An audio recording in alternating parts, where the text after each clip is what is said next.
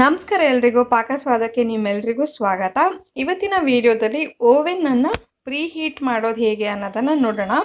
ನಾವು ಯಾವುದೇ ಕೇಕ್ ಮಾಡಬೇಕಾದ್ರೆ ಅಥವಾ ಬೇಕಿಂಗ್ ಅಂತ ಏನು ಮಾಡಬೇಕು ಆವಾಗ ಪ್ರತಿ ಸರಿನೂ ನಾವು ಪ್ರೀ ಹೀಟ್ ಮಾಡಿಕೊಳ್ಳೇಬೇಕು ಓವೆನನ್ನು. ಸೊ ತುಂಬ ಜನ ಕೇಳಿದರು ಹೇಗೆ ಮಾಡೋದು ಅನ್ನೋದನ್ನು ಈ ವಿಡಿಯೋದಲ್ಲಿ ನಾನು ತೋರಿಸ್ತಾ ಇದ್ದೀನಿ. ಇಲ್ಲಿ ಮ್ಯಾನ್ಯುವಲ್ಲಿನ ಒಂದು ಫೋಟೋ ಕೂಡ ಹಾಕಿದ್ದೀನಿ, ನೀವು ಬೇಕಾದರೆ ಪಾಸ್ ಮಾಡಿಬಿಟ್ಟು ಅದನ್ನು ಕೂಡ ಓದ್ಕೊಳ್ಬೋದು. ನೋಡಿ, ಇಲ್ಲಿ ಮೈಕ್ರೋವೇವ್ ಓವೆನ್ನಲ್ಲಿ ಈ ಥರದ್ದು ಸುಮಾರು ಆಪ್ಷನ್ಸ್ ಇರುತ್ತೆ. ಸೊ ನಮಗೆ ಕೇಕ್ ಮಾಡುವಾಗ ಕನ್ವೆಕ್ಷನ್ ಮೋಡಲ್ಲಿ ನಾವು ಮಾಡೋದು, ಹಾಗಾಗಿ ನಾವಿಲ್ಲಿ ಕನ್ವೆಕ್ಷನ್ ಮೋಡನ್ನು ಸೆಲೆಕ್ಟ್ ಮಾಡಬೇಕು. ಇಲ್ಲಿ ಕನ್ವೆಕ್ಷನ್ ಬಟನ್ ಪ್ರೆಸ್ ಮಾಡಿದ ಹಾಗೆಲ್ಲ ಟೆಂಪ್ರೇಚರ್ ಇನ್ಕ್ರೀಸ್ ಆಗ್ತಾ ಹೋಗುತ್ತೆ. 120, 130, 140 ಹೀಗೆ ನಿಮಗೆ ಕಾಣಿಸ್ತಾ ಇದೆ ಅಲ್ವಾ. ನನ್ನ ಓವೆನಲ್ಲಿ 200 ಡಿಗ್ರೀಸ್ ಇದು ಹೈಯೆಸ್ಟ್ ಟೆಂಪ್ರೇಚರ್. ಒಂದೊಂದು ಓವೆನಲ್ಲಿ ಒಂದೊಂದು ಥರ ಇರುತ್ತೆ. ಹಾಗೆ ಇಲ್ಲಿ 180 ಡಿಗ್ರಿಗೆ ನಾನು ಸೆಟ್ ಮಾಡಾಗಿದೆ.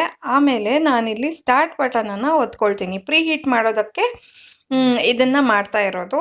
ಸೊ ನಿಮಗೆ ಕೇಕಲ್ಲಿ ಕೆಲವೊಂದು ಕೇಕಿಗೆ 170 ಡಿಗ್ರಿ ಅಂತ ಹೇಳ್ತಾರೆ, 180 ಡಿಗ್ರಿ ಅಂತ ಹೇಳ್ತಾರೆ. ಸೊ ಯಾವ ಟೆಂಪ್ರೇಚರ್ ಬೇಕೋ ಆ ಟೆಂಪ್ರೇಚರಿಗೆ ಸೆಟ್ ಮಾಡಿಬಿಟ್ಟು ಸ್ಟಾರ್ಟ್ ಅಂತ ಒತ್ತಿದ್ರೆ ಆಯಿತು. ಇಲ್ಲಿ ಓವೆನ್ ಬೈ ಡಿಫಾಲ್ಟು 30 ಮಿನಿಟ್ಸ್ ಅಂತ ತಗೊಳುತ್ತೆ ಪ್ರೀ ಹೀಟಿಂಗಿಗೆ. ಬಟ್ ಇದು ಹೊರಗಡೆ ಇರೋ ವಾತಾವರಣ ಎಲ್ಲ ಫ್ಯಾಕ್ಟರ್ಸ್ ಮೇಲೆ ಡಿಪೆಂಡ್ ಆಗಿ ಪ್ರೀ ಹೀಟಿಂಗ್ ಟೈಮ್ ವೇರಿ ಆಗ್ಬೋದು. ಸೊ ಇಲ್ಲಿ ಪ್ರೀ ಹೀಟ್ ಆಗ್ತಾ ಇದೆ. ಪ್ರೀ ಹೀಟ್ ಮುಗೀತು ಅಂದ ತಕ್ಷಣ ನಮಗೆ ಬೀಪ್ ಬರುತ್ತೆ. ಸೊ ನಾವು ಅಲರ್ಟ್ ಇದ್ರೆ ಆಯಿತು. ನೋಡಿ, ಇಲ್ಲಿ ಆಲ್ಮೋಸ್ಟ್ 2.5 ನಿಮಿಷ ತಗೊಳ್ತು ಪ್ರೀ ಹೀಟಿಂಗಿಗೆ. ಪ್ರೀ ಹೀಟಿಂಗ್ ಮುಗ್ದಿದೆ. ಇವಾಗ ನಾನು ಓಪನ್ ಮಾಡಿಬಿಟ್ಟು ನನ್ನ ಬೇಕಿಂಗ್ ಟ್ರೇಯನ್ನು ಇಡ್ತಾ ಇದ್ದೀನಿ.